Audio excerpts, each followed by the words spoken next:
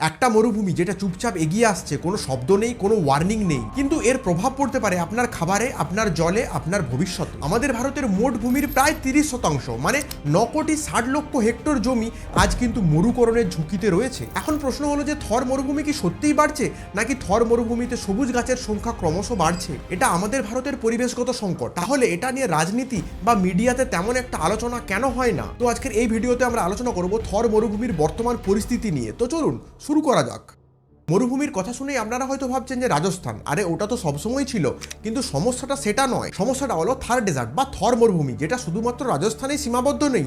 এখন কিন্তু এটা ধীরে ধীরে ক্রমশ এগিয়ে আসছে। যেমন পাঞ্জাব, গুজরাট, হরিয়ানা, এমনকি মধ্যপ্রদেশের কিছু অংশেও এটা প্রবেশ করতে শুরু করেছে। এই মরুভূমিকে গ্রেট ইন্ডিয়ান ডেজার্টও বলা হয়। এটা গোটা পৃথিবীর মধ্যে 9ম বৃহত্তম উষ্ণ মরুভূমি। এর মোট আয়তন 2 লক্ষ কিলোমিটার। বেশিরভাগ অংশ রাজস্থানের মধ্যেই পড়ে, তারপর কিছুটা গুজরাটের মধ্যে পড়ে এবং সীমান্ত পেরিয়ে পাকিস্তানের কিছু অংশেও এটা প্রবেশ করেছে। দেখুন, আমরা সাধারণত মরুভূমি বলতে বালি আর উটকেই বুঝি, কিন্তু এই মরুভূমির ক্ষেত্রে এই ধারণা কিছুটা আলাদা। এই মরুভূমির মাত্র 20% অংশে রয়েছে বালি, আর বাকি অংশে রয়েছে পাথুরে জমি, লবণাক্ত মাটি আর কম বৃষ্টি সম্পন্ন শুষ্ক অঞ্চল, যেখানে মানুষ থাকে, কৃষিকাজ হয়, গবাদি পশু চড়ে বেড়ায়। দেখুন, রাজস্থানের মোট জনসংখ্যা প্রায় 8 কোটি, আর এই 8 কোটি মানুষের মধ্যে বেশিরভাগ মানুষই এই মরুভূমি অঞ্চলে বা তার আশেপাশের এলাকাতে বসবাস করে। কিন্তু সমস্যাটা কোথায়? সমস্যাটা হলো যে এই মরুভূমির সীমানা কিন্তু স্থির নয়।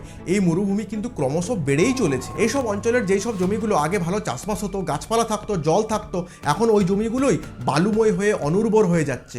এর ফলে ধীরে ধীরে মরুভূমিতে পরিণত হচ্ছে। আর এই উর্বর জমি ধীরে ধীরে মরুভূমিতে পরিণত হওয়ার এই প্রক্রিয়াটাকে বলা হয় ডেজার্টিফিকেশন। জমিগুলির এইরকম অবস্থা কিন্তু রাতারাতি হয়ে যায় না, এটা বছরের পর বছর ধরে ধীরে ধীরে হয়। ইউনাইটেড নেশনের একটা সংস্থা, যার নাম United Nations convention two combat ডেজার্টিফিকেশন, এই সংস্থার মতামত অনুযায়ী যখন মরুভূমির আশেপাশের কোনো অঞ্চলের জমি ধীরে ধীরে বালুময় হয়ে অনুর্বর হয়ে উঠতে শুরু করবে, তখনই বুঝে নিতে হবে যে এটা ওই মরুভূমিরই প্রভাব। ইসরোর রিপোর্ট অনুযায়ী আমাদের ভারতের মোট ভূমির প্রায় 30% মানে 97 মিলিয়ন হেক্টর জমির মধ্যে প্রায় 23 মিলিয়ন হেক্টর জমি এই মরুকরণ অবস্থায় রয়েছে। আর সবচেয়ে বেশি ক্ষতিগ্রস্ত রাজ্যগুলির মধ্যে রয়েছে রাজস্থান, মহারাষ্ট্র, গুজরাট, জম্মু কাশ্মীর আর কর্ণাটক। দেখুন, এই মরুভূমি বাড়ার পেছনে কয়েকটা কারণ রয়েছে। যেমন 1 নম্বর কারণ, এই মরুভূমিতে বালির টিলাগুলো কিন্তু স্থির নয়, এরা বাতাসের দিক অনুযায়ী স্থান পরিবর্তন করে। গবেষণা বলছে রাজস্থানের কিছু এলাকায় এই টিলাগুলো প্রতি বছর প্রায় 1 থেকে 4 মিটার সরে যাচ্ছে পূর্ব ও দক্ষিণ দিকে। 2 নম্বর কারণ, এইসব অঞ্চলের গাছপালা অবৈধভাবে কেটে দেওয়া। ইসরোর স্যাটেলাইট ইমেজের ডাটা কালেক্ট করে দেখা গেছে যে বিগত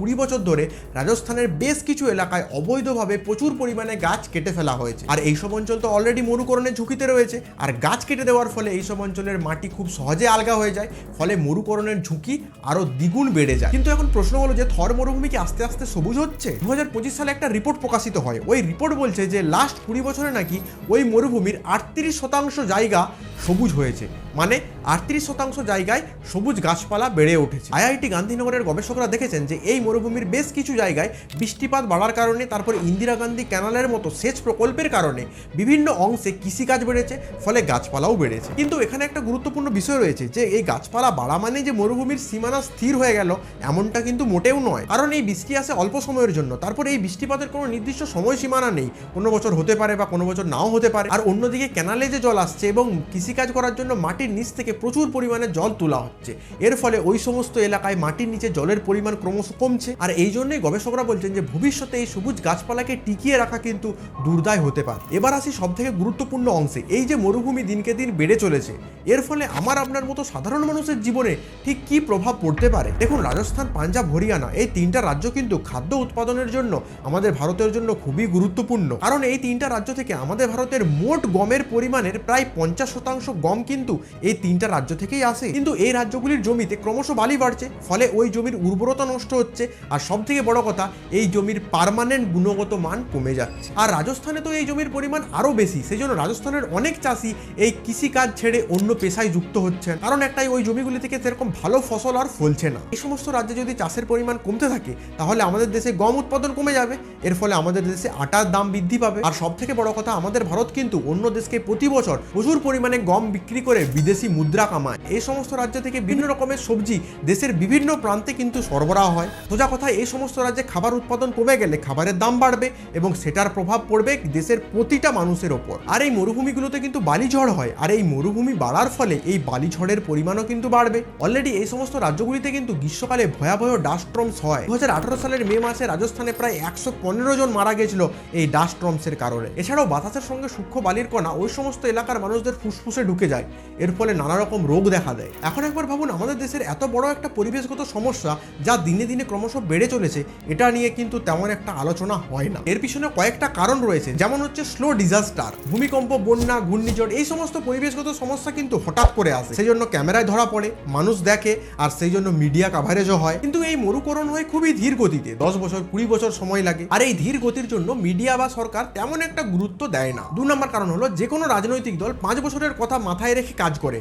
তারা কোনো সময়ই ভাবে না যে 10 বছর পর ভবিষ্যতে কি হবে, 15 বছর পর ভবিষ্যতের কথা মাথায় রেখে তারা কিন্তু সেরকমভাবে স্টেপ নেয় না। আর 3 নম্বর কারণ হলো যে এই বিষয়টাকে নিয়ে তেমন একটা চারিদিকে আলোচনা হচ্ছে না, মিডিয়া কভারেজ হচ্ছে না, সরকারি আলোচনা করছে না, সেই জন্য ওইখানকার সাধারণ মানুষদের সচেতনতা সেরকম একটা তৈরি হচ্ছে না। যদি এখনো ওইসব অঞ্চলের মানুষেরা সচেতন না হয় বা সরকার কোনো রকম বড় স্টেপ না নেয়, তাহলে কিন্তু ভবিষ্যতে আরো বড় সংকট আসতে চলেছে। এনআইটিআই আয়োগের রিপোর্ট বলছে যে 2030 সালের মধ্যে ভারতের 40% মানুষ পানীয় জলের সংকটে পড়তে পারে। জল সংকট দেখা দিলে তো কৃষিকাজ এমনিতেই কমে যাবে, এর ফলে চাল এবং গম উৎপাদন কমে যাবে। অনেক গবেষকরা বলছে যে 2050 সালের মধ্যে ভারতে কৃষিকাজের পরিমাণ আরো 20 থেকে 30% কমে যাবে। তারপর সব থেকে বেশি প্রভাব পড়তে চলেছে দিল্লির ওপর।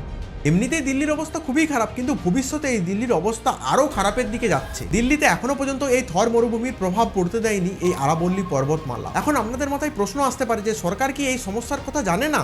আর যদি সমস্যার কথা জেনে থাকে তাহলে কোনো স্টেপ কেন নিচ্ছে না? 2014 সালে আমাদের ভারত চালু করেছিল national mission for a green India. 2015 সাল থেকে 2021 সাল পর্যন্ত এই 6 বছরে সরকার টোটাল 11 মিলিয়ন হেক্টর জমিতে গাছ লাগিয়েছে এবং কৃষিকাজও উন্নত করেছে। কিন্তু 2023 সালে Indian state of forest report প্রকাশিত করেছে। সেই রিপোর্টে তারা বলছে যে 6 বছরে মাত্র 156 স্কোয়ার কিলোমিটার ফরেস্ট বেড়েছে। মানে সরকার কোটি কোটি গাছ লাগিয়েছে, কিন্তু বেঁচে থাকার পরিমাণ খুবই কম। তারপর দিল্লিকে এর প্রভাব থেকে মুক্ত করার জন্য কিন্তু সরকারকে আরাবল্লী পর্বতমালার উপর নজর দিতে হবে, কারণ দিনকে দিন আরাবল্লী অঞ্চলে ইল্লিগাল মাইনিং এর সংখ্যা কিন্তু বেড়েই চলেছে। লাস্ট 5 বছরে ইল্লিগাল মাইনিং এর সংখ্যা নথিভুক্ত করা হয়েছে প্রায় 29,209টি। দেখুন, আফ্রিকা তার সাহারা মরুভূমির সীমানা স্থির করার জন্য তৈরি করছে গ্রেট গ্রিন ওয়াল।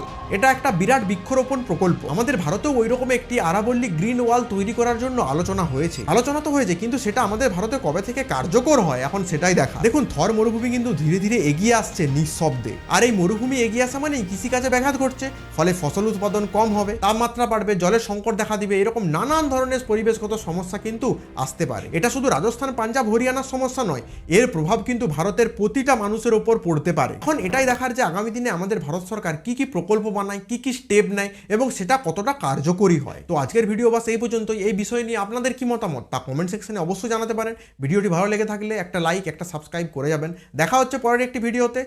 জয় হিন্দ।